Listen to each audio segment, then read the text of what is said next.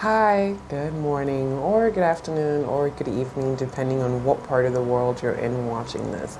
How are you doing?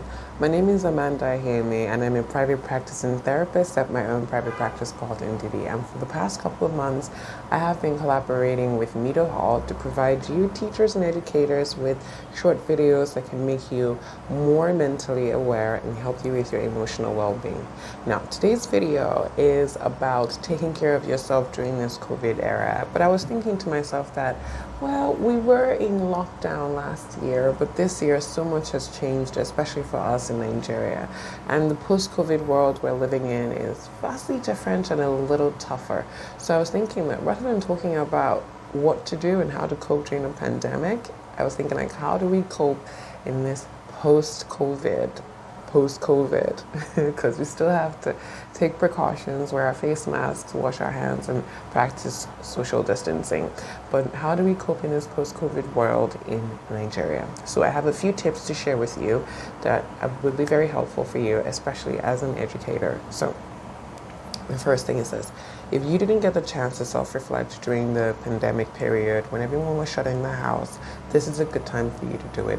To sit back and to think about some of the things that you have done, the decisions you've made, the path that you're on, even the path that you're taking as an educator. If you want to change direction, change jobs, change schools, or even change the people that you work with, now is a good time for you to think about this. Reflect on the kind of educator you want to be in the next 5 years from now.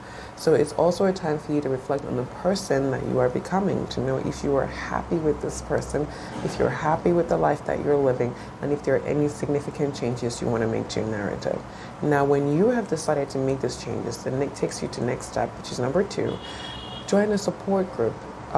Start counseling or speak to a therapist to help you with the mental stress and to also help you with shifting your perspective from the place you've been before to the place that you want to go to.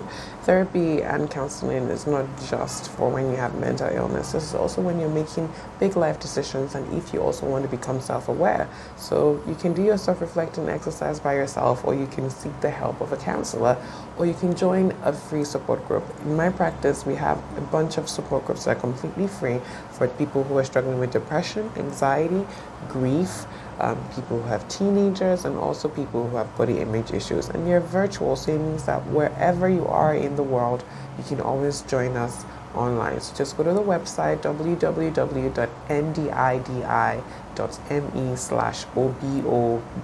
That's ndd.me/obodo, and join any of the free support groups there.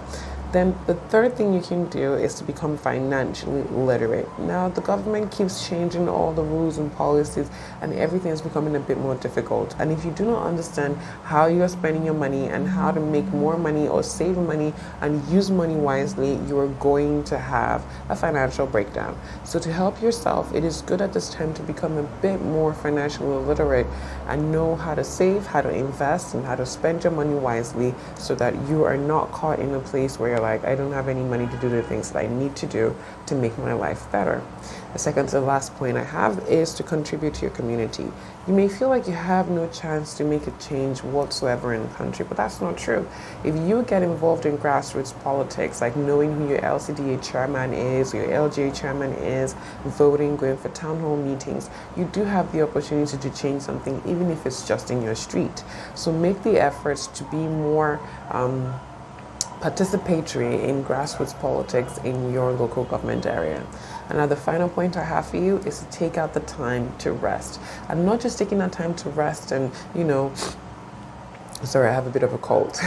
Not just taking that time to rest and just, staying at home and dealing with family issues, but to spend time by yourself, with yourself, isolated, away from everybody else, so that you can get time to really hear your own thoughts and to hear how you feel and to really think about some of the decisions that you've been making so far.